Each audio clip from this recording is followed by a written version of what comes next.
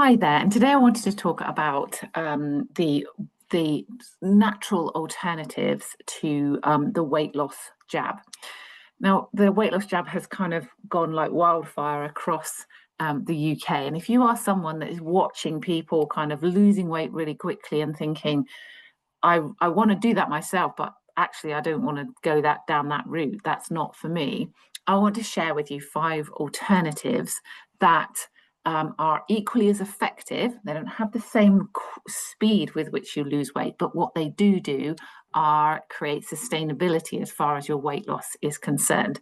So, 5 natural alternatives to activating GLP-1, which is the neurotransmitter that basically locks into the receptors in the brain to tell us that we're full. It quietens the food noise.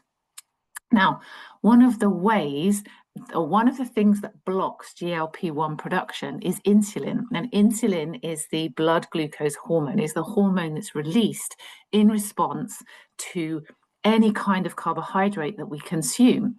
So insulin will pick up the glucose that's released into our bloodstream and take it to the cells for energy production. However, if we are consuming too much glucose, insulin rises too high in the system, in very simplistic terms, and what then ends up happening is we don't produce enough GLP-1 to keep our appetite under control, basically. And so we find ourselves eating a lot more than perhaps we might actually need.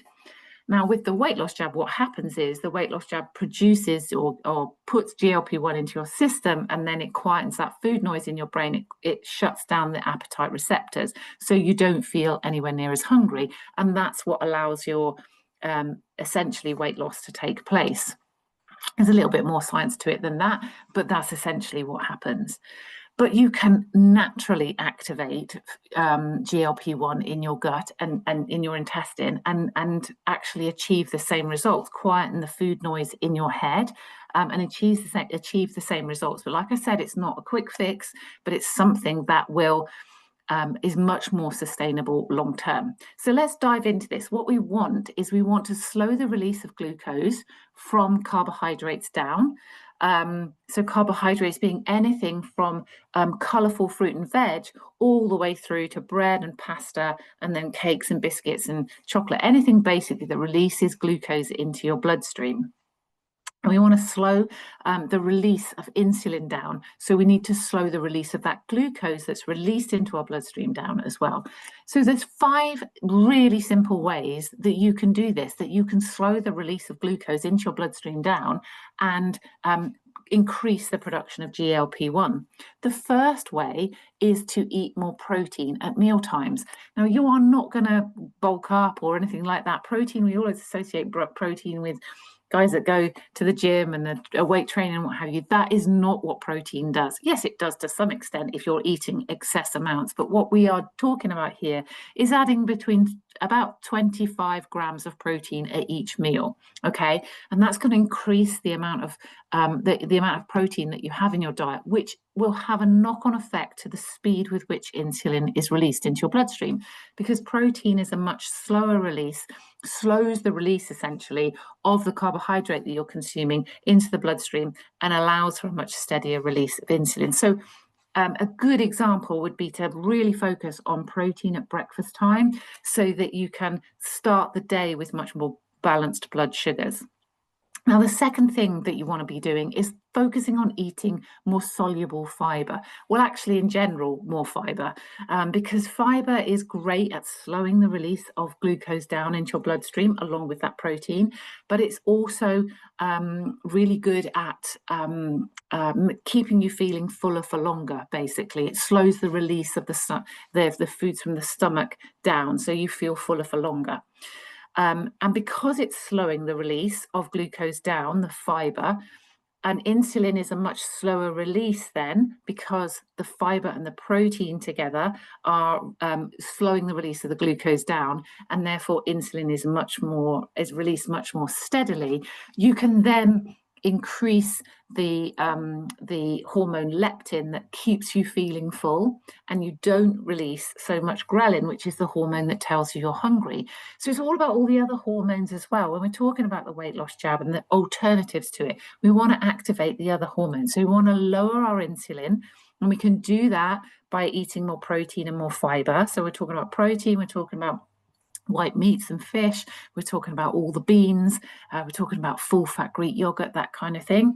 And when we're talking about fiber, we're talking about oats and flaxseed.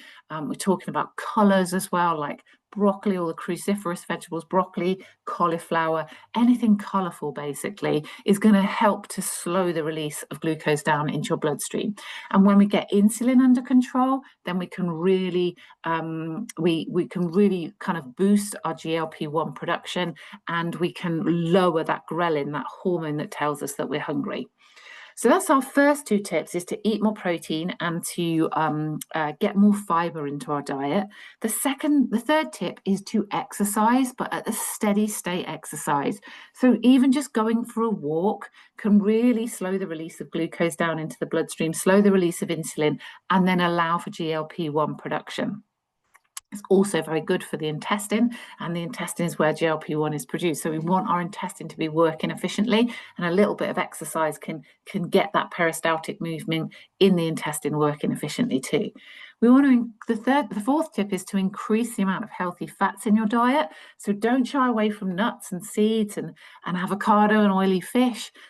Make sure full fat Greek yogurt, that kind of thing, make sure you've got those in your diet. Fat doesn't have a relationship, healthy fats doesn't have a relationship with insulin.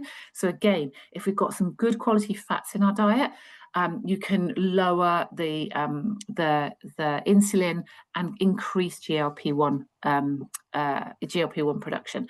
So a really good example is a bowl of full fat Greek yogurt with loads of seeds and nuts and flaxseed on, stirred through it, and some berries, because the polyphenols in the berries will really help to increase GLP-1 presence in the body. And that's a great start to the day, that full fat Greek yogurt with the seeds and the nuts and the berries.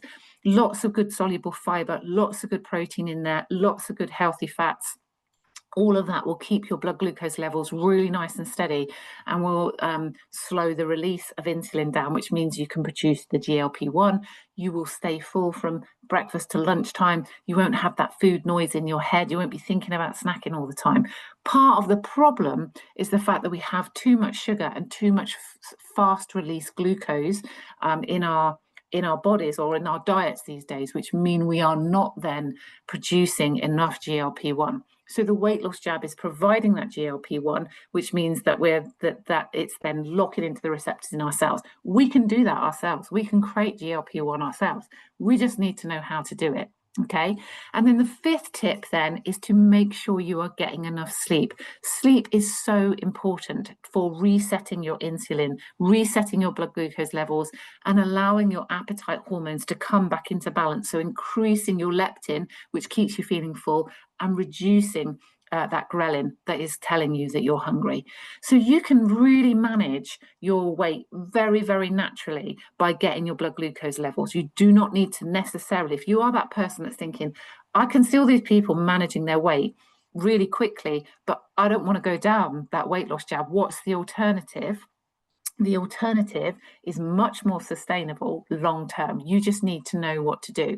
If you click the notes below, there's a link through to my free 5 healthy tips, or no, it's a blueprint for easy weight management over 40, I think, and it's got 5 tips in it that you can take away and start employing on a day-to-day basis. And then with the email that you will also get a link through to a GLP-1 friendly meal plan as well, which can help you create your own GLP-1 so that you don't have to go down that road. If you are that person that's thinking, should I go down this road or shouldn't I? I'm saying to you, there is an alternative. Take the alternative and see how you get on with it.